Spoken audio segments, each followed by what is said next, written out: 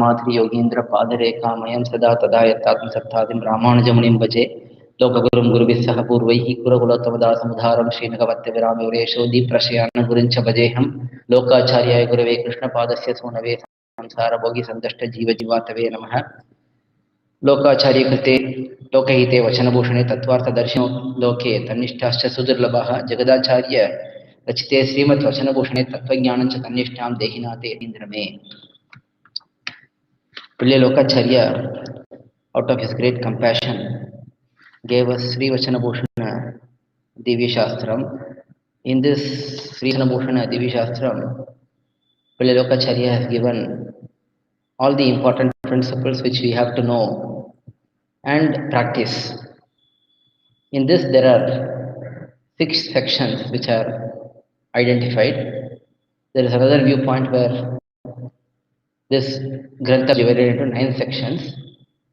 In the viewpoint of 6 sections, Purushakara Vaibhavam Sadhanasya Gauravam Tadadhikari Krityam Asya Sadguru Pasevanam Haridayam Hetukim Gururupayatanchayo are the 6 aspects which are explained in 6 sections.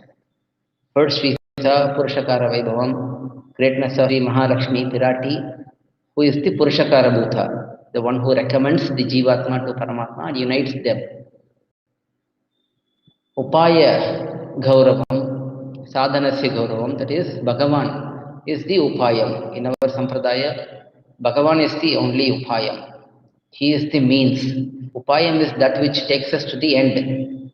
So Bhagavan is the one who is taking us to the end. So he is the Upayam.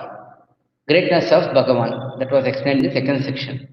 Third section talks about Tadadhikari Krityam, the contact of a Prapanna, Sri Vaishnava, who is surrendered, who is seeking liberation, who is taken shelter of an Acharya. How should such person live his life? That is explained in the third section. Now we are in the third section and we have seen up to 203rd Sutram. Now we are seeing about Bhagavata apachAramE, how this Bhagavata apachAramE is very, very dangerous, very, very cruel. Committing offence towards a devotee, a Bhagavata, is very scary. It leads to total destruction of the self and it leads to eternal damnation. One will remain in this samsara, suffering forever. Hence, this is why our Purvacharyas were very, very careful towards others, towards Sri Vaishnavas. They would carefully avoid all offences towards them. Not just Bhagavatas, we should be naturally, obviously very careful towards everyone, not hurt anyone or harm anyone's mind or body or any aspect. One should not be offending anyone. It doesn't mean that we remain a mute spectators when mistakes are committed and so on. We do have to speak up when it is required, but we have to do it with humility, with the humble nature. So, Bhagavata apachAramE is being explained in great detail. In the 203rd Sutram, we saw how Garuda, after committing a small mistake in his mind, he thought about Shandini, who gave him a place to stay, place to rest and food and refreshment. Towards such Shandini, Garudalvar just thought in his mind that she is a wonderful personality, she is a great devotee, but why is she living in a remote place? She should be living in a Divyadesham. So there is something, there is a shortcoming in Shandini, thought Garudalvar, but even such thought led to his wings getting burnt and he became immovable. His hands and legs were paralyzed, and after that he realized his mistake and he begged for forgiveness from Shandini, and then only he regained his situation. This is for a Nitya Suri. Again, we have to see it as a Leela for us to understand and realize how dangerous it is to commit Bhagavata apacharam. That is one example which I have given to highlight that no matter how great a personality is, if a person commits Bhagavata apacharam, he will go through punishment. And then there is Pillai Alvan's Charitram, where Pillai Alvan is a dear disciple of Kurat Alvan. But Pillai Alvan had a little bit of a problem in him that he kept committing offences towards Bhagavatas, towards devotees, even though he is born in a wonderful Brahmana family. He had good anushtAnam, he had good devotion towards his acharya and so on. But he was having this attitude sometimes that he would commit offences towards Bhagavatas, towards devotees of Bhagavan. Hence, Kurathalvan wanted to reform his disciple on an auspicious Punyakalam. He went to Pillai Alvan and he asked for a charity. He asked for a vow that Pillai Alvan will never commit any offense going forward. Pillai Alvan agrees. First he says, you are my acharya, you own everything of mine. A real Shishya must declare everything he has, they are all owned by his acharya. Hence, that is what Pillai Alvan says, you own everything of me, so what can I give you in charity? For that, Kurat Alvan says, that is okay, you can still give me something. And then he asks that going forward, Pillai Alvan should not commit any offences towards anyone. That is the request of Kurat Alvan. And he says that he will take care of the past sins, whatever offences Pillai Alvan committed. Kurat Alvan, with great mercy, with great compassion, said, I will take care of those. Now going forward, you don't commit any mistake. Pillai Alvan is very touched with his acharya's action, and he says, I will never commit any mistake from then onwards. But he commits a mistake unknowingly again towards a Bhagavata, and he becomes very upset about his own action. And then he remains at his home, not visiting his acharya for his regular darshan. Kurat Alvan became worried. Why did Pillai Alvan not come to see me?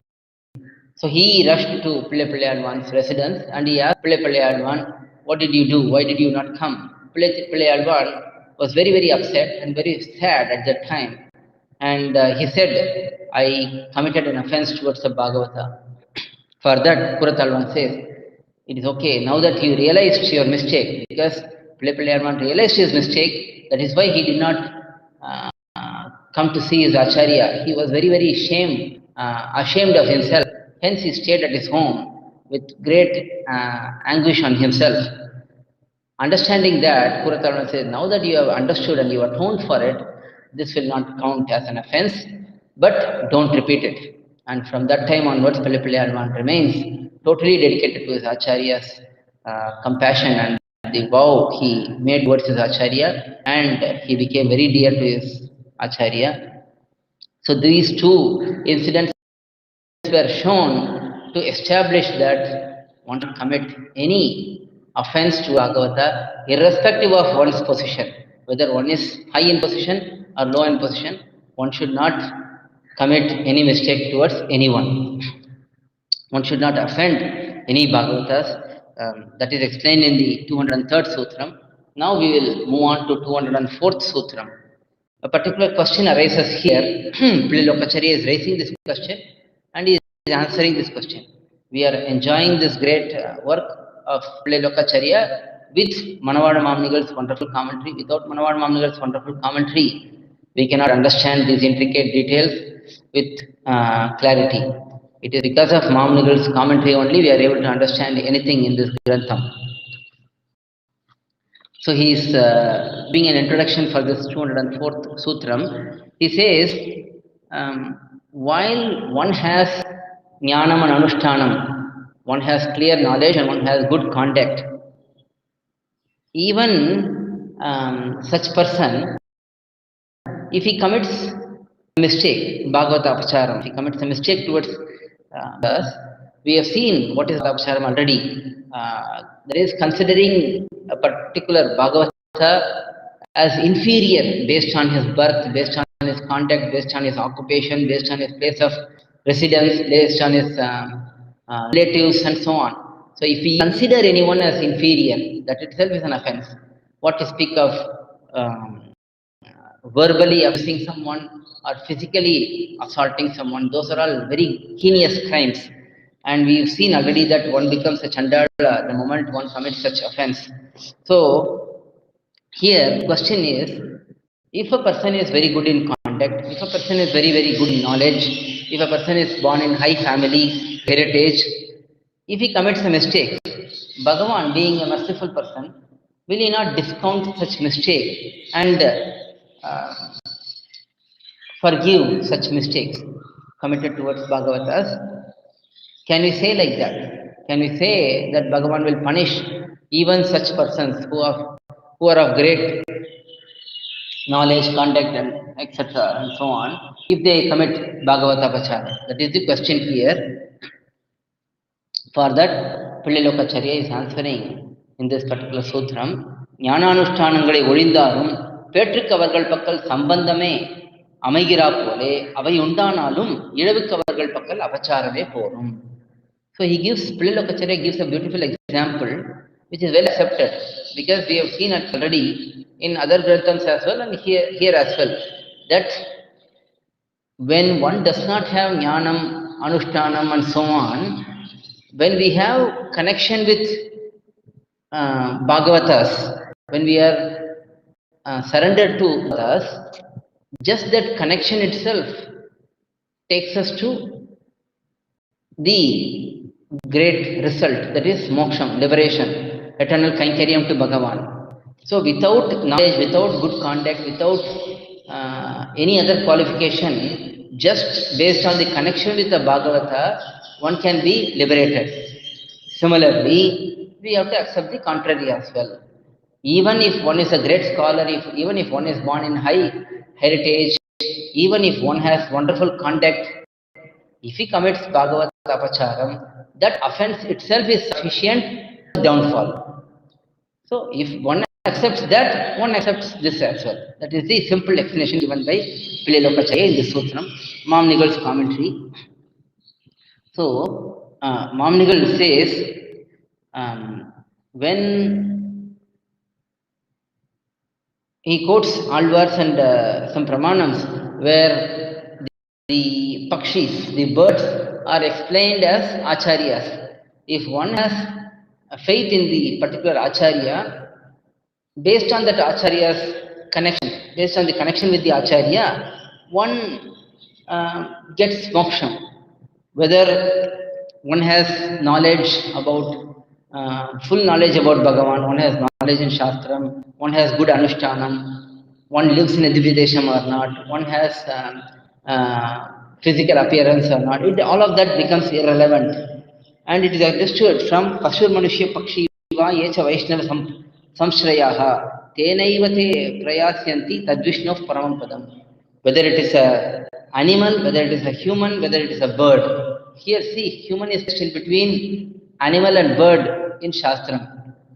That is because when it comes to Acharya Sambandham, it doesn't matter. When the Acharya touches, mercifully glances a particular Shishya or a particular person, whether it is a human or animal or a bird, it doesn't matter. That particular entity will be liberated, will be surely delivered. So, if we accept that, similarly, if one commits an offense towards a Bhagavata, whether the person who is committing is great person or ordinary person, it doesn't matter. None of that matters. The matter is, the fact is, we have committed and we have to pay the price for that. That price is very severe, total downfall. So, one will lose the opportunity for creation. That is clearly explained by Mamnigal in this particular commentary. So, based on this example, we can easily understand.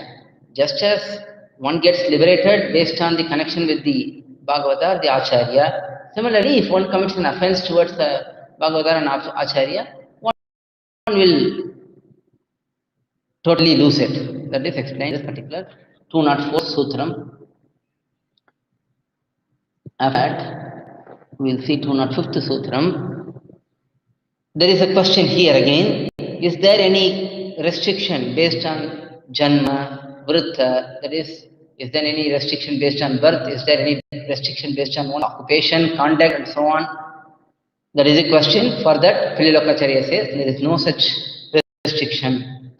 205th Sutram. Idhil janma vruththAdhi niyamam. There is no restriction, there is no condition based on janma, vrutha, or so on. That is the simple explanation. Let us see Mam's commentary. Now, both of these, that is, getting liberation based on connection with the Bhagavata, getting cursed to be in this samsara forever based on offense committed towards Bhagavata. In both of these, there is no restriction based on janma, vrutha. If one is a Brahmana, can he escape this particular punishment? No. If one is a Kshatriya, can he attain punishment? No. If one is a Shudra, can he attain punishment? No. Irrespective of one's janma, similarly one's occupation. One is a king, can he escape punishment? No. One is a cobbler, can he escape punishment? He is poor, he made a mistake, let him be forgiven? No. Irrespective of one's position, whether it is high or low, or irrespective of any of that, there is no escape here. If one commits a mistake towards the Bhagavata, one has to suffer. That is the explanation here. Our acharyas are very, very clear about it. They are not hiding it in grey shades. It is black or white. If we commit offense, we have to get punishment. That's it. So Bhagavata apachAramE is very, very cruel. That is being here. So let us see Mamnigal's commentary. So just as explained in the previous sutta, whether it is the result based on connection with Acharya or Bhagavata, whether it is the punishment which is based on committing offense towards an Bhagavata, in both of these cases there are no restrictions, says pERRukku here. Now, janma vruththAdhi niyamam illai. So this particular one's janma, one's conduct, these are not going to be a limitation for any of these, says Mamnigal. It is, if one is born in a inferior birth, let us say one is a Chandala, if he is a great Bhagavata, even a connection with such Bhagavata will lead to liberation. So there is no restriction based on one's low birth. Similarly, if one's conduct is less, even in that case, if a person is very great devotee, then connection with such person will lead to liberation. In this case, similarly, the opposite also will apply. Even if a person is very, very inferior in a materialistic view, in a worldly view, if we commit offense towards such person, then can we say that we can escape from the punishment? No. Similarly, if a person has inferior occupation or inferior appearance or inferior place of stay, if we commit offense towards them, can we escape? No. So it is very, very clear, irrespective of whether the person who is offending or the person who is being offended, irrespective of the status of anyone, the result is the same. Punishment for the person who offended. Person who committed the offense is guaranteed, says Mamnigal in the commentary. That is 205th Sutram. 206th Sutram. There is a question, is there any example for this? That is a question. For that, pERRukku is giving two examples. That is, ivvartham, kaiSika vruththAnthaththilum, uparicharavasu vruththAnthaththilum kANalAm. So, two incidents are narrated here, beautiful incidents. In both these cases, this particular restriction based on birth, based on one's knowledge, or based on one's occupation, all of these are shattered. There is no such restriction that is clearly explained here in this particular, in these two incidents. Based on these two incidents, it is explained in this particular sutram. Let us see the commentary.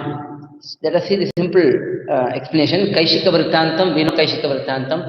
Nampaduvan is a great devotee of Tirukkurungudi Nambi.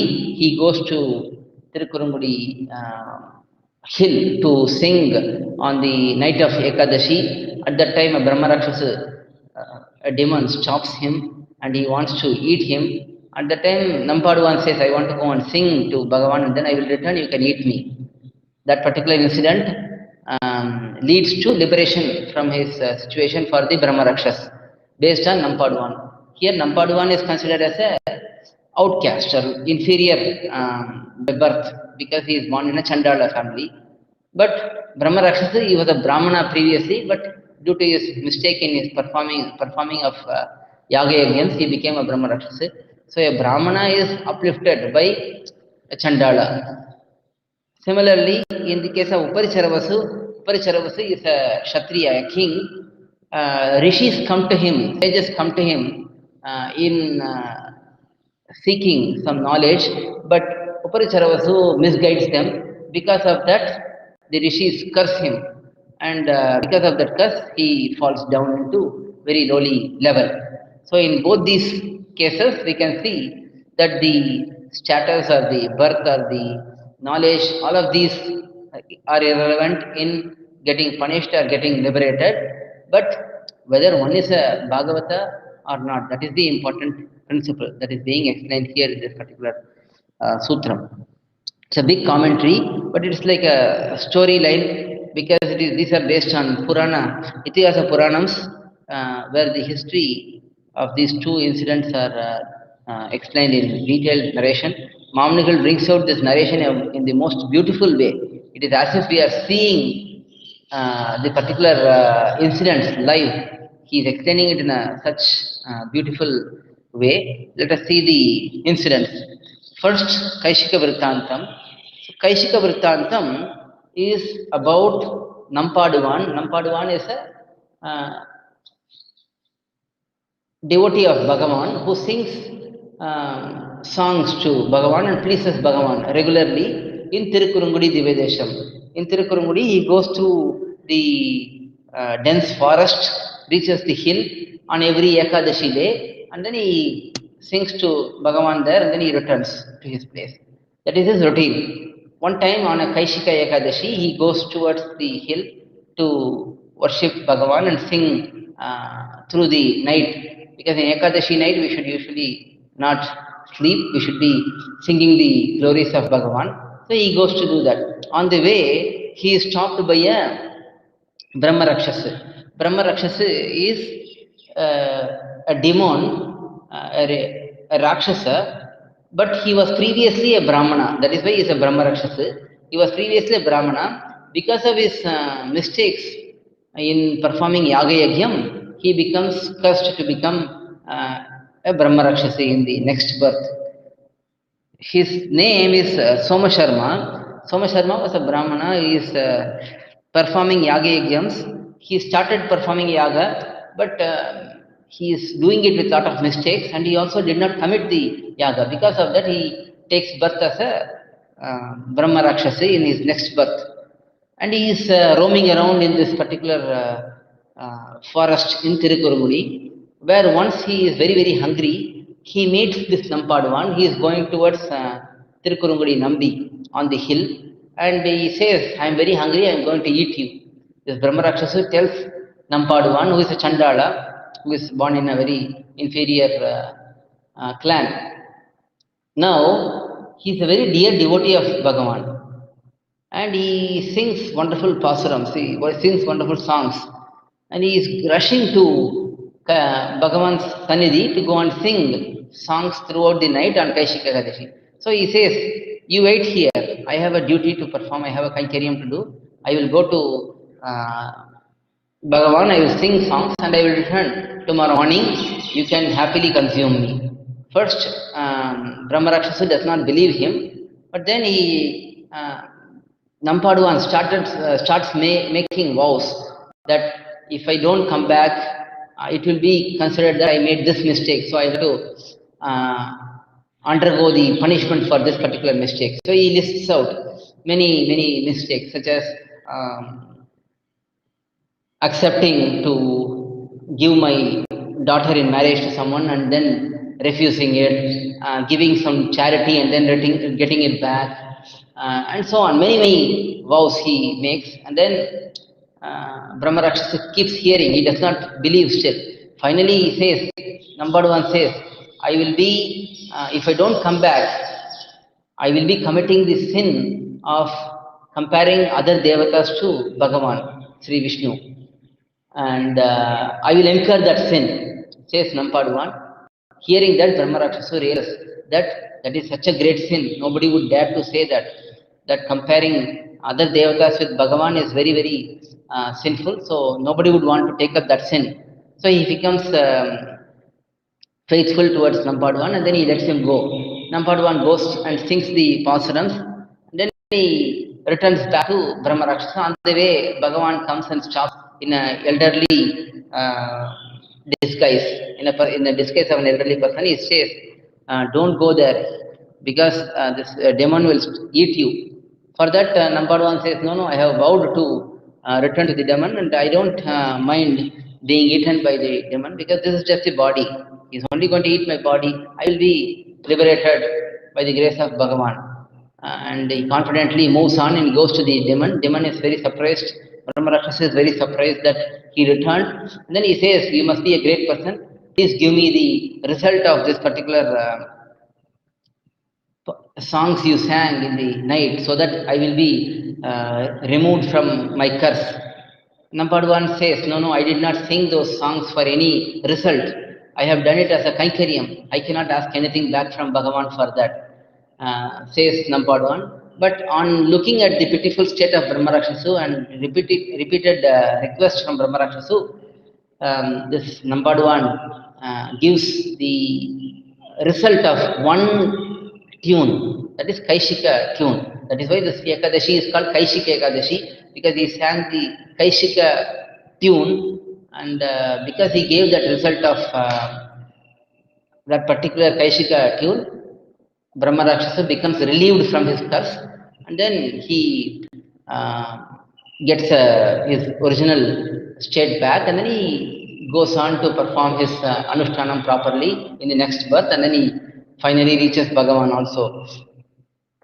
Nampaduvan, naturally, he is also liberated in the end. So this is the history of Nampaduvan, and how someone who is born in a very lowly birth, still the connection with such Bhagavata has led to the upliftment of this Brahmana. Now Brahmana, he did a mistake and he has born as a Rakshasa. Still, he was a Brahmana in previous life. So such Brahmana who is considered in this worldly viewpoint, he is considered as great, but he depended on a Chandala who is considered worldly, in the worldly view, he is considered as lowly. Nobody is low or nobody is high, because everything in the samsara is low only. But we have this bodily association, and we think that this is high, this is low. But still, in this worldly view also, whoever is considered as low, he uplifted whoever is considered as high. So this is very good example for connection with Bhagavata, irrespective of his state, irrespective of his position, will lead to ultimate result. So that is explained in the first narration. Second narration, that is uparicharavasu charitram. Uparicharavasu is a great king, very knowledgeable king, that even sages and devas will come to him and seek clarification on their doubts. That is how great he is, how knowledgeable he is. Once he was, uparicharavasu means one who roams around in the sky.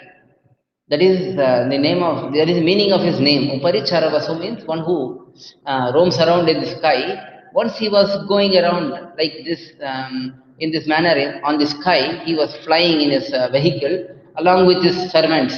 He is going around. He has a great power to do all of these. When he was going, the sages and rishis, they were having an argument about how to offer sacrifice in the yajnams. So here, the devas have a particular viewpoint, the sages have another viewpoint.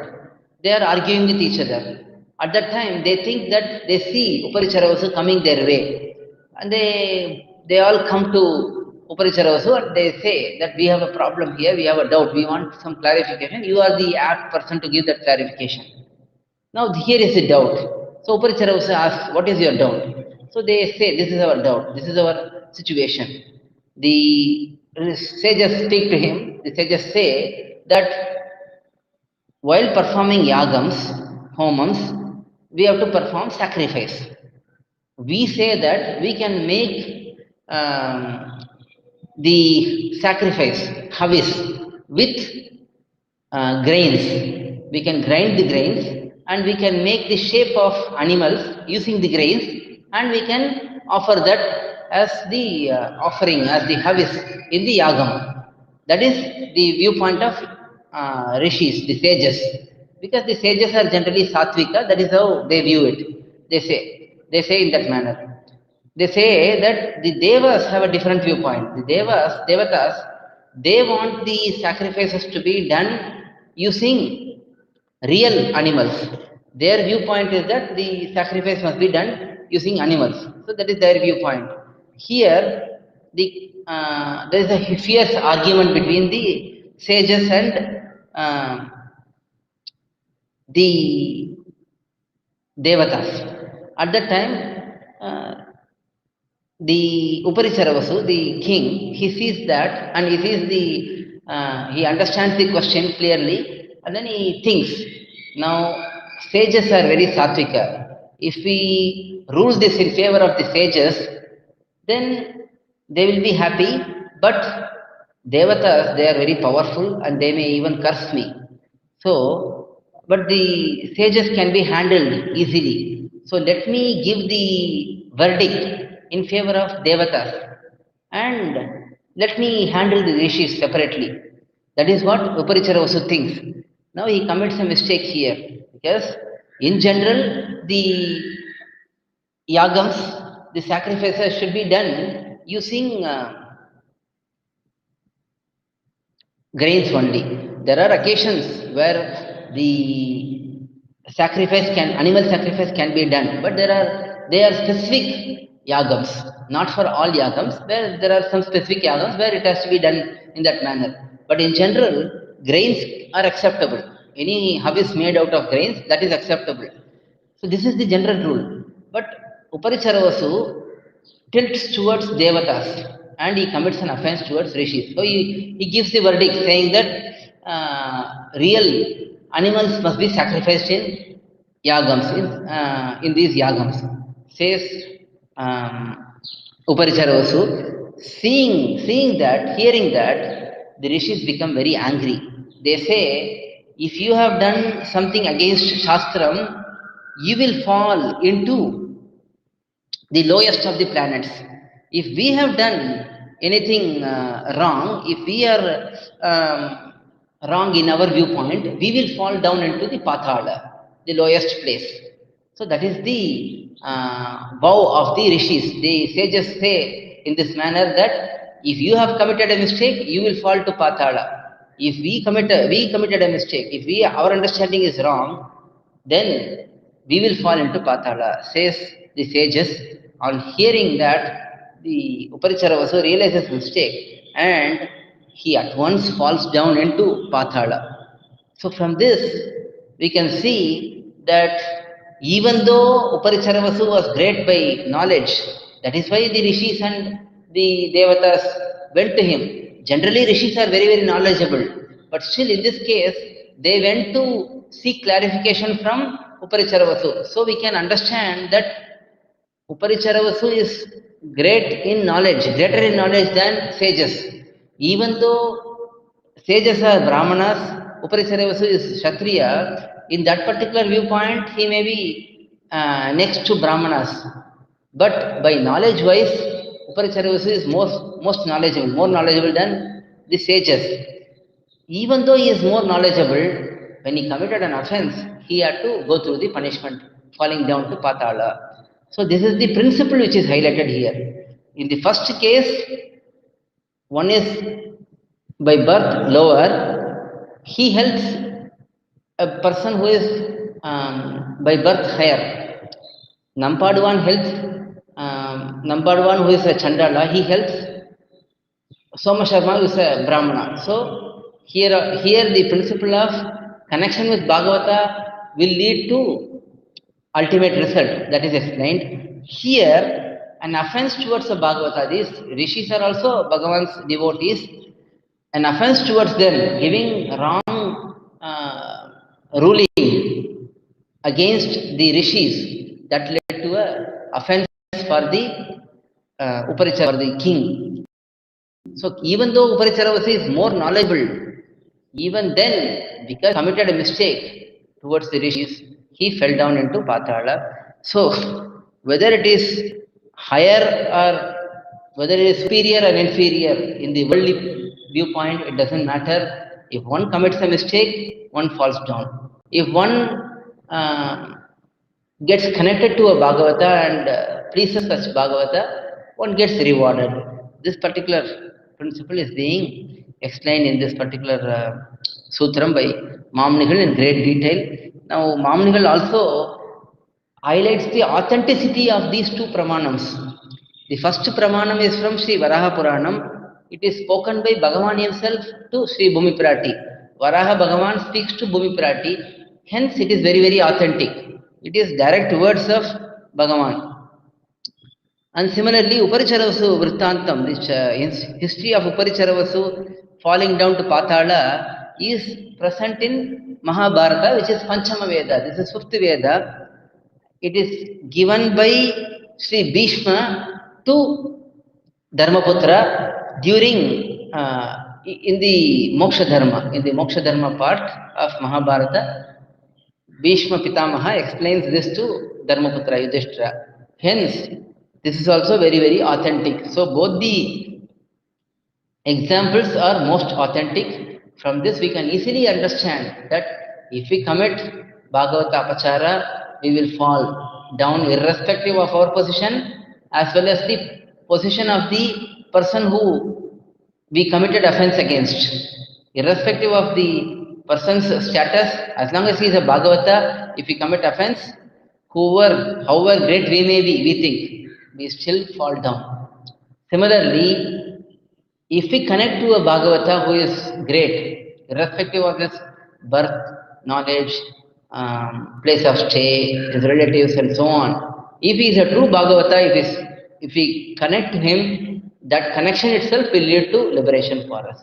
These are the two principles which are explained with examples which are very, very authentic, which are very, very trustworthy, says Mamnigal in this particular commentary. That is 206th Sutram. With this we will stop today and we will continue on in the next session. That will be next Saturday and Sunday. Depending on Tiruvadari celebrations, we may have or we may not have.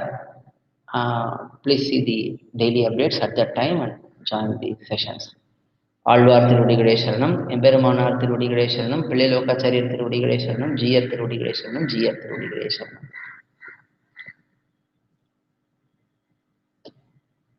We'll recite Pallandu and complete the session today. Pallandu, Pallandu, Pallayirathandu, Palakkotinoorayiram, Mallandu Jindol. Manivanna, Un Sevadi Sevidirkappu, Adiyam Modum Nodum Tiruvendri, Ayiram Pallandu, Vadivaayilin Valamarudai Vaalgintra Mangayum Pallandu, Vadivaar Sodi Valathurayum Sudar Adiyam Pallandu, Padaipor Pukkamalangum, Appanju Sanniyamum Pallandu. Adiyam Rama.